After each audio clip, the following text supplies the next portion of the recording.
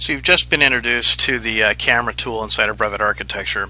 And so here's how this actually works. If you go to the Quick Access toolbar at the top of your screen, you'll have a doghouse button. Dropping the arrow beside the doghouse button allows you to create a default 3D view, which is going to be an axonometric view. You can create a camera view, and you also have the ability of creating a walkthrough. Focusing in on the camera view, we'll enter the camera command. Now within that camera command, you have the ability of creating a perspective view. Notice that it's checked on here. Unchecking that will create an axonometric view, which is similar to what that engineering views are used for in details. So we're going to create a perspective view so we can create a pretty picture for our architect. Now additionally, when you're creating the camera, you have the ability of setting up what the height of the camera is in relationship to the floor that you're standing on. In this case, 5 feet 6 represents the average human's eye level as they're looking out at the world. Moving inside of my screen, you can see that you have a camera attached to the cursor. Picking a location where you're going to be standing places the camera inside of the model. As I pull my cursor out, you have the target. Whatever is within that cone is what's going to show up within that view. Picking the target places the camera inside of the model. Now, once that camera has been created, we can go ahead and readjust the cropping boundary to widen out our view and see a greater perspective of what our project is going to be looking like.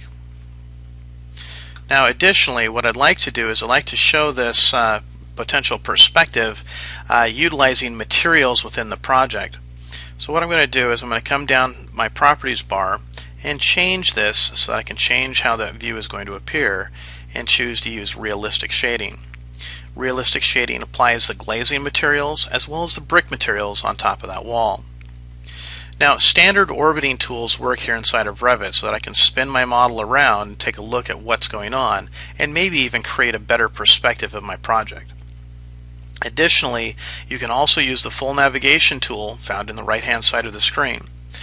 Within that tool you have the ability of zooming your project in and out. You can pan the drawing around.